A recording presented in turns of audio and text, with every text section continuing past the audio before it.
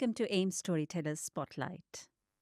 I'm your host, Ekta Bajaj, an author and founder of Author in Me Publishing and AIM Literary Festival, where we champion stories that are culturally rooted, but they reveal something so universal that connects us as humans. Now, I truly believe that there's some remarkable stories out there that are waiting to be heard. And these stories may be set in a particular culture, or they may begin from a particular culture, community, or a human experience. But when told with honesty, they reveal such profound, transforming truth that connects to every human universally.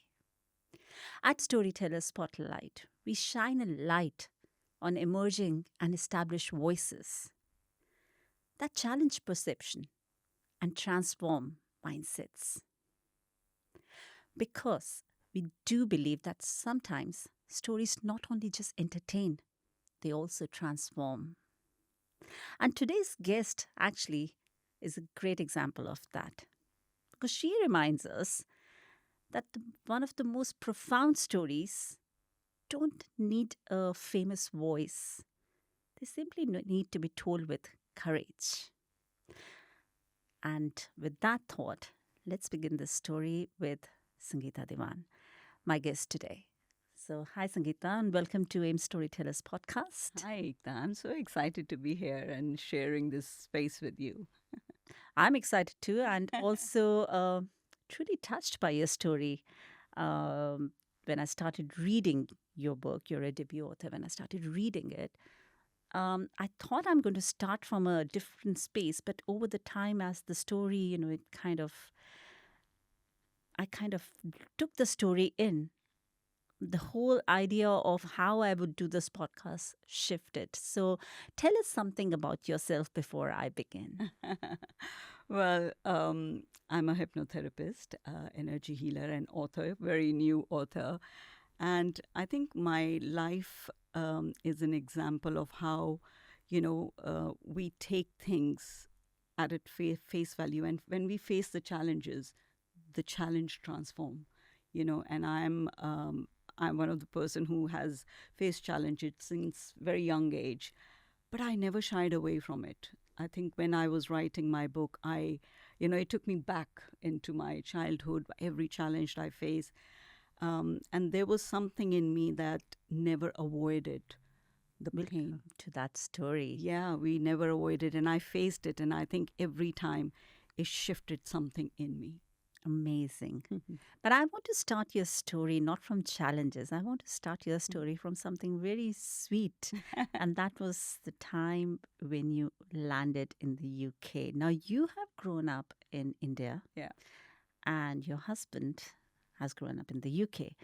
And when I was reading your book, when I started reading your book, I could just smile because there was just so many moments that I could connect to as well. And thinking about how, cultures, though they may be, we may have grown up in different spaces, different cultures, but at the end of the day, we find a space, we come in between where there is a common ground. So I want to start from that point. What was it to come here and be married to somebody who's grown up here? What was the challenge for you? I think that again, whenever we touch that, and you're quite right, it brings a huge smile to my face as well. So it was in 1997, and I got engaged. And Mahesh, my husband, he was born in India, but he came to the UK when he was totally British, and I'm totally rooted in Indian culture. And I never thought actually I will go out of India, So you grow up thinking, yeah, you'll get married here. And I love wearing Indian outfits, love speaking Hindi, Bollywood songs. And here I got married to a man who had no idea of English, of Indian culture, the language. And one of the funniest thing was I remember in my at our wedding, because I'm a trained singer, I was singing some songs because all my cousins, they always think, oh, you have to sing songs. And I sang a song, and it was a very emotional song, a Punjabi song, that I'm leaving my family and everybody. So there were, I think, roughly 150 to 200 people in our Ladies Sangeet, that function. And so everybody started to get emotional. And of course, my husband sitting next to me had no clue what it meant. And he turned around and said something sober. He said, Mrs., I think you sing all right. Why are they all crying? And I thought, okay, I can see what kind of life I'm going to have. So I said, no, they're crying because it's an emotional song. And he said, okay, now that makes sense. So landing in Bristol, I flew from Delhi and landed in Bristol. I think I remember that very distinctively. The day I landed, and my husband was driving me, home, and I was looking at hills and greenery, and it felt like I landed in a Bollywood movie. कुछ होता है. Kuch hota, absolutely. And I've grown up watching all the, Indian movies, Yash Chopra movies. And I was thinking, my God, how did I manifested this dream life? But again, first few months were very, very exciting, getting to know each other, because we didn't know at all each other. We just met, and somehow we got engaged. And I think our souls speak to each other. And at that time, and we looked at each other's eyes. We met a couple of days.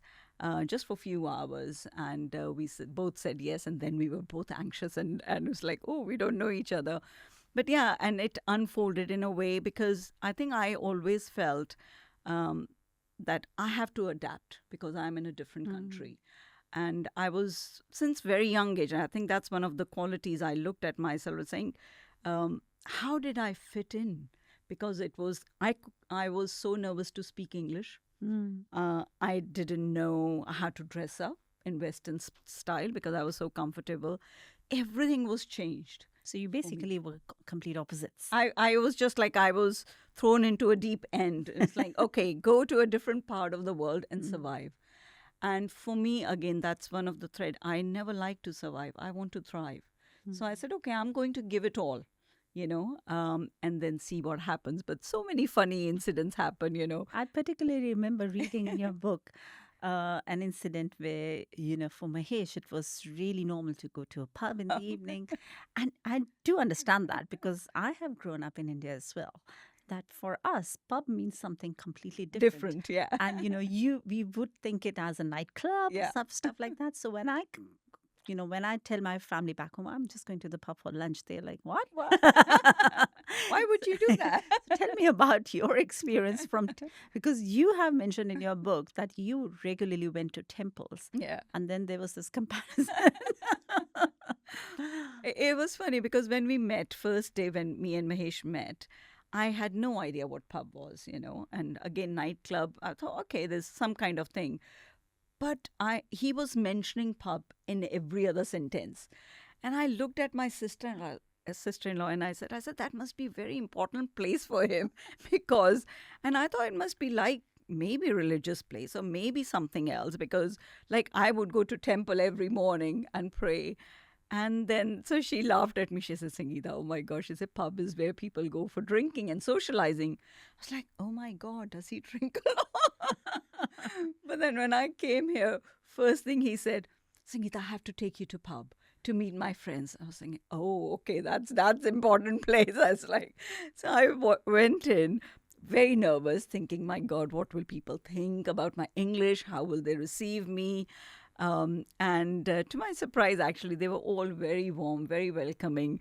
And the first thing they said within 5-10 minutes is, Sangeeta, your English is very good. I said, yes. I thought I fooled them, but no, it was. But the atmosphere, of course, the contrast of that, I walked in and there was like smell, particular smell of smoke and drinks and people are quite chilled and I was thinking, my God, where did I go? Where did I landed? But maybe I should have checked out before what pub was. Coming. But honestly, now it just seems, and then like a dhaba. It's a True, place which true. is families meet, Yeah, and yeah. I keep explaining that. So I really laughed when I was reading that. And there was another incident which really touched me was when you saw snow at the first time, because I remember that as well. That was a magical moment for you, wasn't Yeah. it? I think I'm very childlike, and so I experience whatever things I experience with so much joy in my heart. And it's like, oh my God, again, my heart always went. It was like, wow, I'm in this magical moment. And it was snowing. And I was just looking outside thinking, oh my God, I want the snow to fall on me. And May said, well, why don't we go out? I was like, can we? He said, yeah, dress up warm. And then we went out, and I was just feeling snow on my face. And again, it transported me to some magical moment. And then we started to have snow fight. I was like, oh my God, that's so much fun. And so any time in my life I can be like a child, I just take that moment and saying, no, let's enjoy. Because, sometimes I think we grow up so too soon. Too soon. People expect us to behave like grown-ups as soon as you turn 30 or 25. And I was like, no. I mean, my children know. I said to them, I'm going to be like that till I'm 90. Good for you. Don't expect me to grow up. You're growing up, that's good The enough. body grows, the mind doesn't, isn't it? And the soul never. Yeah. So, I mean, it sounds very magical, but of course, I've read the book, so I do understand, and I know that it was followed by a lot of loneliness. But before I go there, I want to take you back to your childhood, because you come across as this really happy person, but there are battles that you have fought that no one knows, maybe, or probably they can't really perceive it. Yeah. Your childhood, um, you had polio. What was that childhood like? What was the first memory of you realizing that you have this thing called polio and what it means? Mm. I mean, it was tough. And I realized, I think I had polio when I was not even 2. I realized much later, I think when I was 4 or 5, that I am different than anybody else, because 2-year-old child doesn't have any understanding of the world or how others are. And so when I started to notice that I can't walk normally, so I had to have caliper till my hip. Oh, So I couldn't even sit the way I'm sitting. I had to put my leg up. and you were just 2 year old. I was 2 years old. And so my mom had to stay in the hospital for 6 months and, to give hot fomentation. So my foot got a little better. But I remember when I was 4 and 5 and I was looking at other children, I was thinking, why can't I run? Why can't I walk? And I think that was, and I would ask my mom, or I would want to do that. And mom said, no, but you can't. And I could see the sadness in her eyes, which was saying to me, you might never. Oh, and you have siblings? I have siblings. I'm the youngest, so I have got one older sister and one older brother. And they're okay? They're okay, yeah. So did you ever question why this happened to you? Oh, yes. I think growing up, I always questioned that, why me? When I was looking around other children, other people, I was thinking, why me? Why did I have to go through that? Why can't I be like every other normal child who is running and dancing and laughing? But yeah, there was a lot of restriction. But again, I think I always had this deep desire in me. I don't know where did it came from. It's like, but I will want to do that. One day I will do that.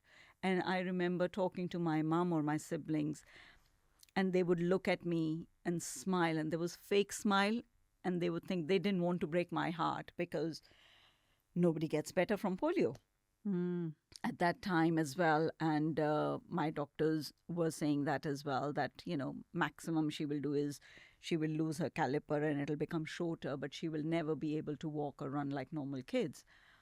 And but when I grew older, when I was 8 and 10, I started to fight. I was like, no, God, I'm not going to take this. I want to run. I want to dance because dancing was something, I don't know, maybe we'll talk later. Maybe in my past life, I was a dancer.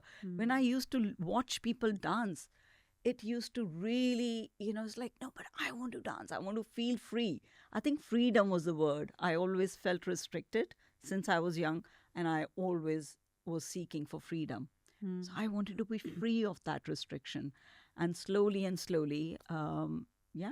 you're okay now. I'm okay now. Yeah, I got better. And I'll tell you, I was the first case in the hospital who walked out of that hospital without any support. Wow. And how old were you? I was 14. But it was a long journey. It was a long journey. And they must have been things that you have heard at school because children probably don't know and people probably don't know. And you were in Delhi at that Yes, time? I was in Delhi. So the words, the bitter words that came, did that impact you or did it give you more courage to kind of fight it or strengthen your manifestation? I think it was very painful. I remember, young children can be very mean, isn't it? Because one, they don't understand. So they were looking at me thinking, what's wrong with you? Kind of thing. And what do I say to that? And they wanted me to run after them. And I started to, or I tried to, and I would fall and they will laugh at me or they will bully me. But again, there was some strength in me, and I was like, no, but I will be like you one day. I will. There was something in me. Although I used to get hurt and feel the pain and cry, I would just get up. I would not wait for anybody else to say, okay, no, you should do this, you should do that. But every time I had the challenge or somebody bullied me or something unpleasant happened, there was something in me saying no. There was determination was coming in me. No, I will be better. And I then will be there better. was abuse as well. Yeah. So, and that was very challenging. Was that time. during the time you were?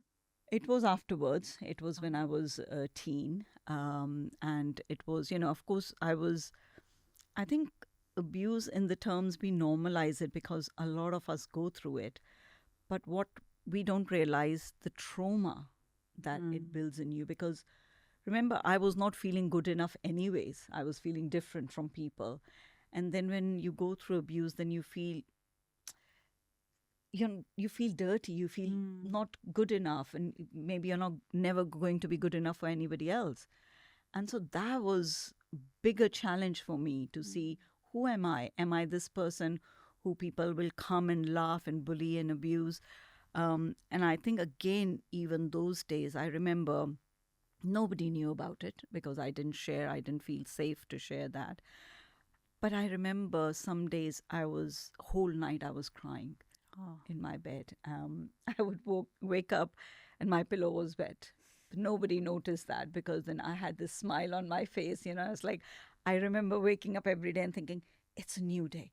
Maybe today it's going to be a really good day, And I'm so glad I had that attitude because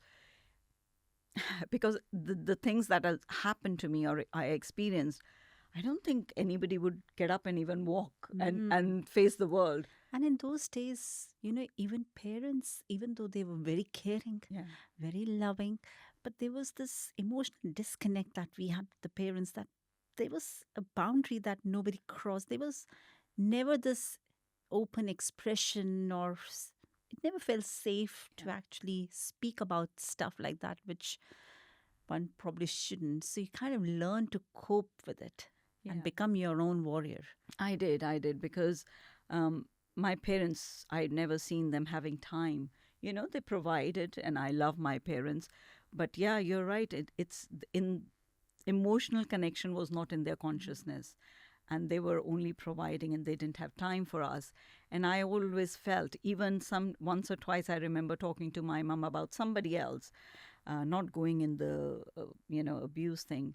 And she said, maybe it's your fault. Maybe it's you. So I had that fear, if I reveal this huge aspect, it will be put on me. And do they know now? No, they don't know. And your siblings? No. Nobody knows. So that's why I don't reveal the details of it, and it is always about, I was always fearful that again, they would think that I have to, I'm the one who's to be blamed.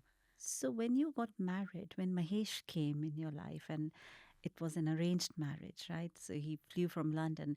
Was that also an escape from the whole negativity as well? There must have been amazing moments as well, but it also looks like an escape to a new life. Absolutely, you hit the nail on the head. It was definitely, but I didn't do it for the wrong reason. Hmm. When I met Mahesh, because arranged marriages were very common at that time. It still is sometimes, in India still. But when I was seeing, boys and they were liking me, and as soon as I would mention that I had polio, although they couldn't see me because I recovered, I didn't limp, and I still do it when I'm extremely tired. But nobody could tell I had polio. But I felt that I had to start my life with the truth. I didn't want them to reject me later on. So I would always mention when I'll meet the boys, on their own and said, hey, I had polio. I'm fully recovered now. But that would go so much against me. Even the boys who really liked me, the families really liked me. But as soon as they hear I had polio, Yeah. they said, no, we don't want that. And it really impacted me because, again, it was like they were looking for perfection, yet maybe they were not perfect. And we look for that physical perfection, beauty. We have beauty standards, we have physical standards. But what if somebody is emotionally abusive? You can't tell that from the moment you meet. So when I met Mahesh, straight away there was a soul connection. I saw what I was looking for, that when I looked at him, it's like, wow, he's such a kind soul. And guess what? That's what I was looking for. And very first day I mentioned, and he said, I knew about it. He said, I have so much respect for you. You didn't have to mention it. But I said, no, I didn't want it to become a problem later on. And he said, and I have no problem about it. And he was so kind, so caring. And I said, no. And I was very honest. And I said, a few boys have rejected me because of that. They liked me, my personality. But as soon as I revealed that, they said, well, he said, it's their loss. He said, I'm so lucky to have You you. fell in love with I it, right fell in, away. there was little moments that, and I think for me, I recognize energy. I look at people, and most of the people look for the outside things. And he was very honest with me as well about his life and the style he lives in England. And I think we both connected through honesty, and we saw something in each other that we thought, okay, yet we don't know you as a whole person, but we like what we see and we can work with that. And I think that was my moment in saying, oh, great. And then, of course, the bonus was I have to be away from all of All of this. that. True. And in that moment, I was so grateful to the divine, saying, okay, you were taking care of me. I know it took long, but that's a good place to be in. You have mentioned faith a lot in your book, and I see when you speak as well. Um, Even though you had a very challenging childhood, I see this unwavering belief in something that is walking with you, working with you throughout. Do you have that belief that someone is always watching over you? Yeah, it makes me emotional actually. I always had, since I was young, I remember walking in a temple and feeling so connected to the divine and saying, you're there for me, aren't you? And I would talk to, him or her, depending on who I'm praying for at that time, and saying, I know somebody is there for me. I know I'll be okay. I don't know why, since very young age. And then later on in life, when I started my spiritual journey, totally going into it, understanding, I always feel that there's a thread that is connected from my heart to the divine, and is saying, I got you. And I always felt that, okay, maybe people, rejected me or people didn't like me. And I felt, well, he created me the way he wanted me to be, so maybe he had a plan. Maybe I can't see it. But he has a plan. And I was like, all right, I'll go with it. Let's see what happens. And you did go with it. came here, you started a life with Mahesh, you have 2 children, Yes. and then the inevitable happened. Mm. So tell me about the day when you sadly came to know that Mahesh has multiple brain tumors. I'm so sorry about it. That's okay. Yeah, that day, I think it was just 23 years of our marriage. We had a very loving marriage, very respectful, still ups and downs as every marriage has. But I think everything was evolving us as human beings. But we've been noticing something not right in Mahesh. Me as a pickup on energy and energy healer, I was looking at him and I was saying his life force is draining. He's not as active as he used to be. But it was COVID time, and so we all were quite stressed and worried about things. And so me and my boys, we were mentioning it to him. It's like, "Are you okay, mate?" He said, "Yeah, I'm fine." And I think he knew something was not right. He was not ready to admit. So as soon as we said something to him, he would get defensive. What was the signs? So the sign was he was forgetting, so short-term memory loss. His like I said, his energy, the way he was walking was very slow. He would sit on his phone and he was like just scroll without engaging. So there was deadness in his eyes. There was like he was doing something, but he was not involved in it. He would talk to us, and I remember his lip was shaking or something like that. And I was thinking, that's not normal. There is something changing in him. So I said to him, I said, Mahesh, let's go and have a chat to a doctor. He said, what's wrong with me? I said, we are noticing certain things. Aren't you noticing? He said, no, I'm fine. Maybe I'm stressed because, a lot of things were from home and we were in confined spaces and all of that. So he would just always tell me, maybe it's stress. And I would say, no, it's not, because I have seen you for 23 years. It's not that I don't know you. And then I would mention it to my boys, and they looked at him and they said, yeah, Dad, let's listen to Mom. Let's go to a doctor. And how old were your boys at this time? 19 and 21. Oh, so they were quite old to Yeah. actually notice. Yeah, so they were noticing it. And I remember Mahesh one day got really upset with me. He said, why are you telling boys these things? And now they are speaking your language, or they are, something against me. And I really got upset. And I said, but why would I do that? I said, Mahesh, don't you know me?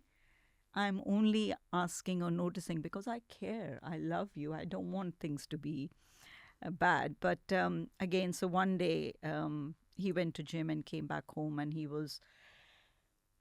was projectile vomiting, and he was really in bad shape. He couldn't stand up. His eyes were, he said, I'm seeing flashing lights.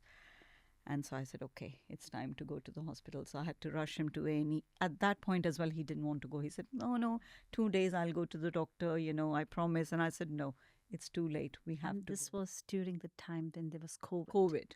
And we were and I had to drive. Imagine that 20 minutes drive.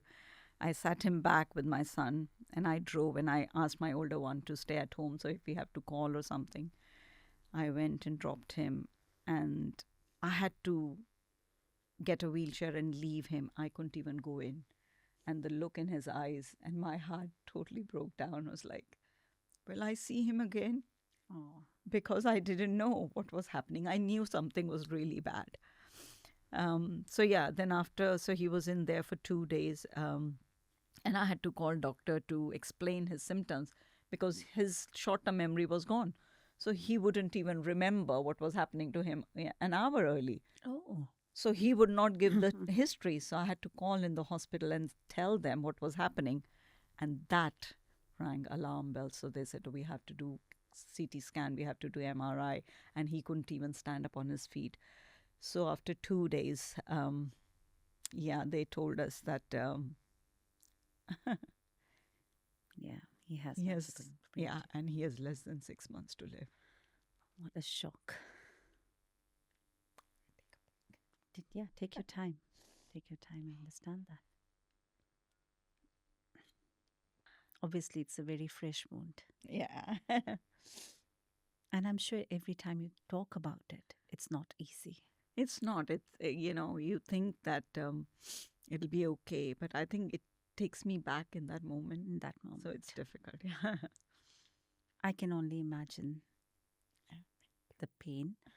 I may not be able to understand what you went through, but I do feel we have to speak about this. Yeah, I'm of sorry to course. take Of you back to course. those moments again. Yeah. Uh, you went through that experience by yourself here. Your family was not here. Of course, your Mahesh and his family were here. Yeah. And then you had two young boys to manage that. Yeah.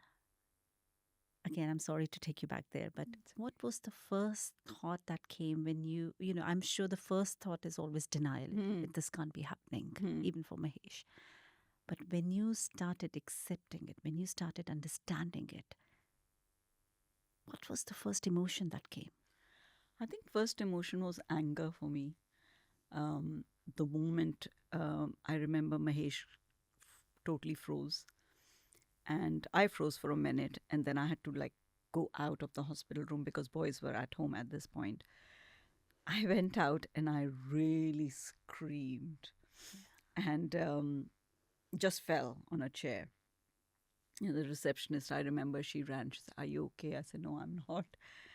And I just screamed and talked and was like, "Why?" Again, it took me back in the moments, why me? Mm. And then I thought, okay, my husband is on his own. So I had to go back. And I think the first thing then after that was fear. How are we going to tell our boys? That was my biggest challenge. And I remember Mahesh went into this very logical space, being him. He's like, "Mrs., I have to talk to you about practicalities and this and that." And I said to him, so give me a few minutes. It's a lot to take in. Yeah, we will have to talk about all of those things, but maybe not right now. Yeah. So yeah, there was a lot of fear. Of course, it was fear of not how my life is going to go because that was too far ahead. It was like, but maybe he'll get better.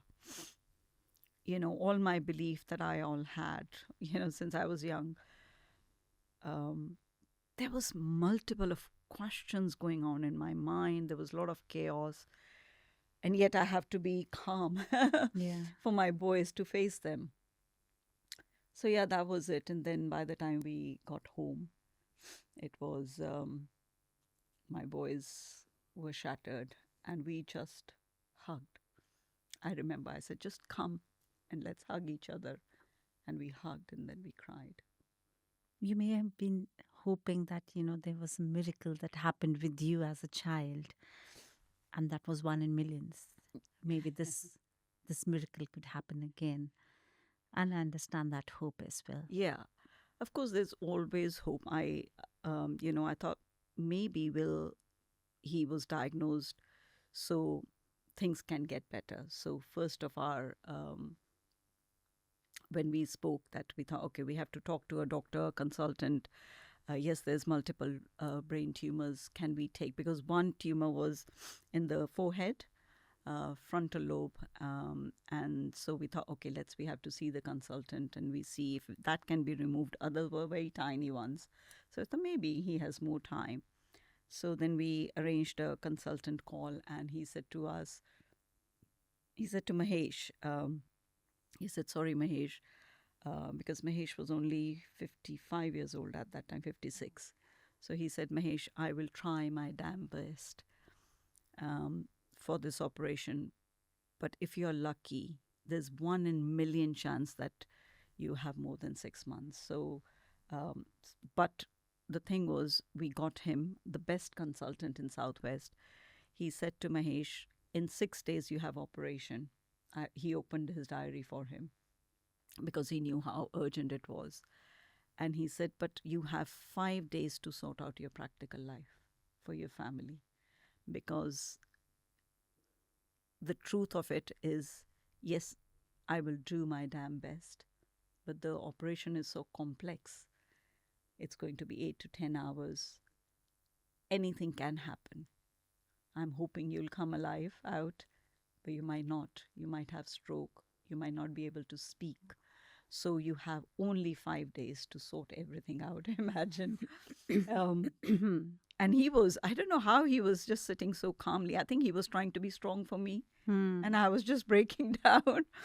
And so we came home, and we started sorting out our practical life. And what was really painful for me was my boys. They had lots going on. Older one went quiet, um, and he could see me, my state. I was sorting so many things out. I had to run around and do everything. Younger one is very much like me. He's very emotional. He's very upfront. So he came to me and he said, Mom, are we going to be homeless? Oh. What's going to happen to you? Because Mahesh was the only earner. What will happen? You know? And he has so many questions. He was full of anxiety and panic. And I said to him, I said, let's sit down. I said, ask whatever you need to ask. Don't sleep with this much questions. And I asked my older one to sit down. I said, okay, boys, you have lots of questions in your mind. And honestly, I don't have the answers. But I want you to look in my eyes, and I want you to believe me that I will make sure that I am okay and that you are okay. I don't know how right now, but you trust me, you look at me, and you know that we are going to be okay. And I said, but right now, my focus is Dad. I have to take care of him. I have to take care of you. And I will do that. And I said, I know the divine will give me strength because he has given me the challenge for a reason. And any questions come up, come and ask me. And I remember one day when my boys were really feeling the pain, the day Mahesh's operation was, I just hugged them. And I just imagined my heart energy healing them, calming them down. Again, that strength of like, I am falling apart, but I can't fall apart, There was so much going on, and I held them. And I think that conversation with them calmed them. So you did to them what you didn't get Yeah. as a child. Yeah. You gave them the space to Yeah. Express themselves. And I said, don't ever think there's a silly question. Don't ever think it's too much for me because too much going on. I said, please don't carry that. When a family is going through something like this, when you know that you are inevitably going to lose one of your close ones, one amongst you, the whole dynamics change. And that is something just the family understands. Of course, there can be well-wishers and friends and people who come and give you the strength. I'm sure there must be many challenges that must be coming along the way up to the point when sadly Mahesh did pass away. I want to understand what kept you together. What was the shift in the dynamics? And if you can, also speak to us. Did it also change the way you saw death? There's, you're quite rightly, the dynamics changed. And before Mahesh was diagnosed, boys always looked at him and I looked at him as our rock. In the moment, in those first few days, the dynamic shifted. I became the anchor because I realized if I fall apart, everybody falls apart. Who will take care of Mahesh? Who will hold my children? So in those few days, I became this person who everybody was looking at. And I had to tap into that strength. And again, I shared in my book that if I wouldn't have gone through the spiritual journey or gone through the many challenges when I was growing up, I don't think I would have coped, And that's where, and I remember having this chat with my boys in front of Mahesh, and I said, boys, this is my belief that as souls, before we incarnate, we pick up certain challenge for soul growth. And I said, I truly believe that we have picked up this challenge so we can grow as human beings, as souls. And if we have picked up before incarnating, that means we will get through it. And at that point, my boys were never into spirituality and never, we were never talking about things like that. But I don't know what happened. That sentence gave them some stability in saying, okay, we'll get through it. Some answer. Some answers. It's like, and I think the strength they saw in me, they thought, if mom can be that strong going through it, then maybe we can add to that strength as well. So I think because I was bringing more stability in me, and I'll share certain practices as well, how I was doing that on daily basis. But like you said, dynamics did change. There were 4, and then there were 3 of us. And so I became their mom and their dad. Unknowingly, unconsciously, I was behaving that, oh, what would Mahesh do for boys? And I would do that. And first 6 months, I remember going through it and doing a lot. And my older one, he said to me, he said, Mom, he said, why are you trying so hard To be dad. to be mom and dad? He said, Mom, it's not your fault we lost our dad. That's our grief. That's our journey. He said, just relax.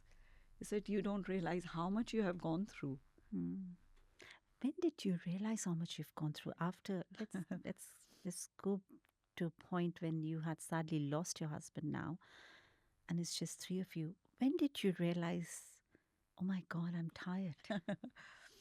That was a painful realization, actually, because for 14 months, luckily, Mahesh stayed with us for 14 months, which was beautiful.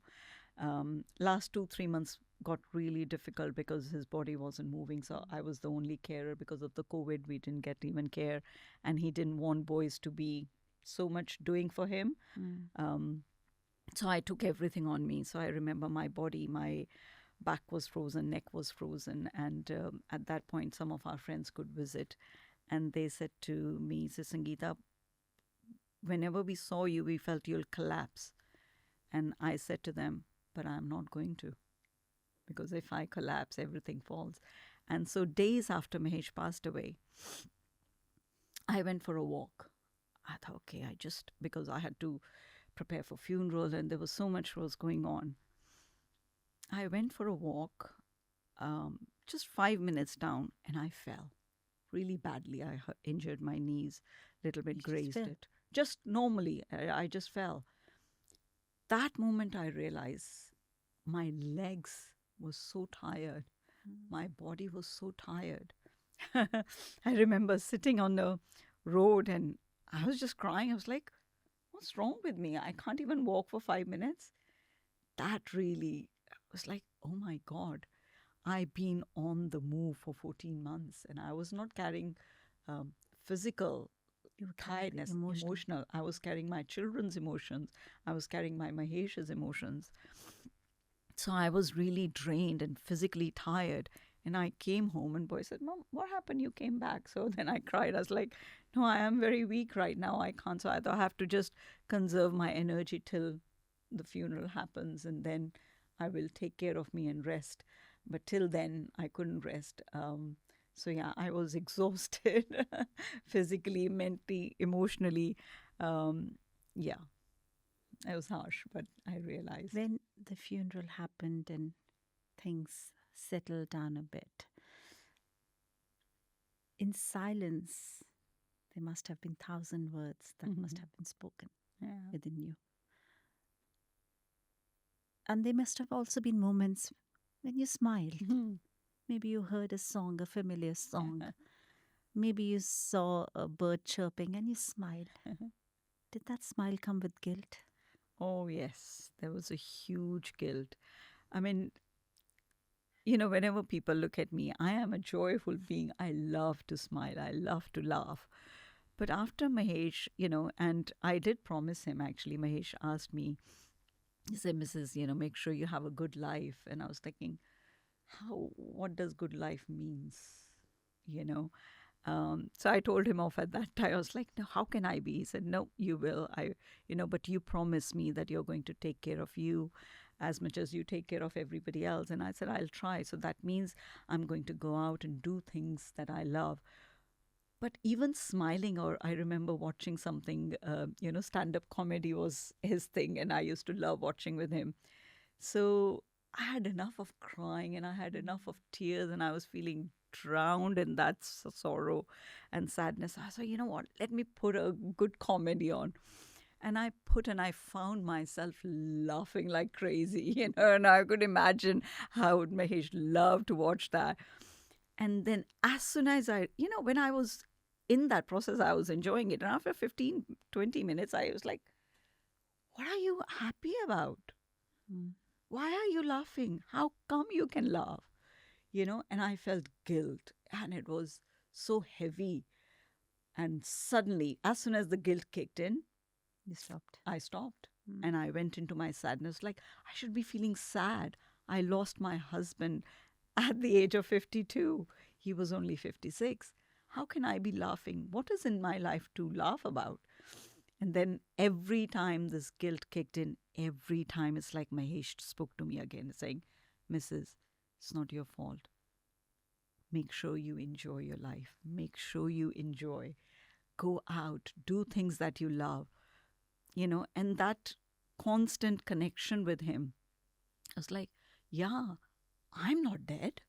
I'm still here. Mm. I'm alive. And I asked myself this question, saying, what do you like to do, Sangeeta? And that was a light bulb moment, because I realized I have never asked myself. I'm 52 years old. I'm asking that question first time. Sangeeta, what do you like? What do you like to eat? What do you like to do? Because my focus has been everybody else but me at that time. And I was like, wow, okay. Because one is in uni, one is doing job. There's nobody else is going to ask me that. If I don't take care of me, there is nobody else is going to take care of me. High time I start asking myself these questions and connecting with myself. So I had a bit of fun with that. I was like, all right, let's get to know Sangeeta from a different Eventually, angle. finally. Finally, yeah, So yeah, I started to check in with me, saying, wake up in the mornings, like, what would you like to eat today? And I was like, I would love to have parantas, because I imagine if my mom was here, she would take care of me, or if somebody else was there. So I was like, oh, I would love that. So then I was like, okay, let's do it for you, And then slowly that became a habit. And I think that's where I started to heal, that self care, Mm. that I didn't put my care on somebody else, that I didn't feel that my children are responsible for my You took the happiness. responsibility of your healing. Yeah. And that probably comes from your spiritual strength. So I Yeah. want to go back to your spirituality here, because we haven't really touched upon that Yeah. topic at all. When you came and you married here, you also mentioned that you went into Reiki. I've done Reiki as well, so I understand where you're coming from. How much did your spirituality help you to not only just heal, but also to live again? Because I believe the book that you wrote so honestly, with such courage and such candid, confessions in it, it's not just about grief. It's about learning to live again Yeah. with the grief, probably Yeah. keeping the grief as not ignoring it, but accepting it and making it a part of you. Yeah. In 2009, so when I came here, of course, my new life started with Mahesh. I had boys very earlier on. So, but what something was bothering me was I was carrying a lot of trauma, unresolved trauma from my childhood, of course, from, polio, going through bullying and abuse and all of that. And I've never spoken to anybody about it. And it was bothering me, and it was one of my biggest dream all my life was, I want to be the most loving mom and wife, and I want to bring up family in a most loving way. But I was finding myself getting irritated into little things, or I was very sensitive to people's opinion or what they say. And that was bothering me, because that was interrupting my life, my joy, my connection with my boys. So I remember in 2009, I hit rock bottom, because, again, never talked about my traumas and my suffering. And I went into depression.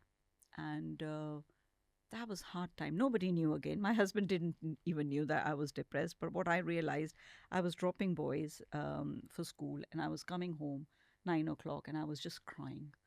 It's like, you're carrying so much of burden. Mm. It's too much for you to carry. And I was crying till 2 or 3. And Okay. then I would get up, wash my face. It's time for me to go and get boys. And then I would be okay. But it really was really heavy on me. And then I realized again, whenever I had challenge or I broke down, I had this chat to the divine and saying, you know what, it's too much. It's too much for me. Do something about it. I really need to change because I want to take care of my boys. They're young. They were 8 and 10 at that time. And I said, I need to find a way to resolve this, whatever is going on, because nobody else can resolve it. I have to, but I don't know how else to be. Because I've seen people carrying the trauma and they're just getting on with things. They're masking it, they're faking it. And I just can't fake it. And so I went and I switched on TV. I was really annoyed with something. I was just switching on, flicking channels. And I remember this beautiful video of Sister Shivani, who was talking Brahma Kumari. about, Brahma Kumari. And she was saying, any time when there's a challenge in our life, it's like we feel that we can't do anything. It stops us in our tracks. And we think so she said, imagine there's a rock in front of you that you can't move. And that's a challenge. So you just give up. You think, okay, I can't move the rock. You try to move the rock. And when you can't, you just give up or you feel sorry for yourself. She said, what about that challenge that is demanding of you? How about you becoming flexible and becoming like fluid like water? Because nothing can stop water, no matter how many rocks, the amount of the size of the rock.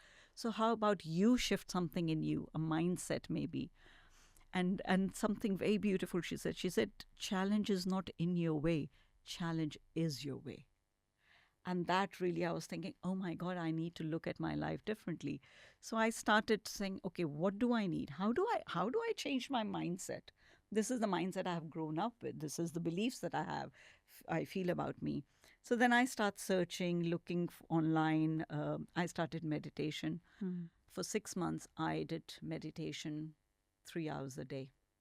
Amazing. And that really calmed my mind, because my mind was used to go into negative thought forms, and you get into that negative spiral of I'm not good enough, I'm not beautiful enough, I'm not pretty enough, all kinds of things you believe. So when I calmed that down, I was like, okay, there's certain beliefs that are not helping me in my life. So I start looking at that, and then Reiki healing kept coming. So I thought, okay, maybe I have to go there. And I had this beautiful conversation with Mahesh, and he said, Mrs., why are you going and doing these things? Because, being a logical man, he didn't understood. And I said to him, and I was very honest, I said, Mahesh, I said, you know what, honestly, I don't even understand what Reiki is or why I'm doing that. But I am really called to do that. And maybe one day I'll find a reason, and I'll tell you. So I said, oh, okay, fair enough, because I didn't know what else to say. I went and did Reiki healing. And a few years ago, I started to have asthma. So when I did Reiki healing, I came back home and our teacher said, do Reiki on yourself.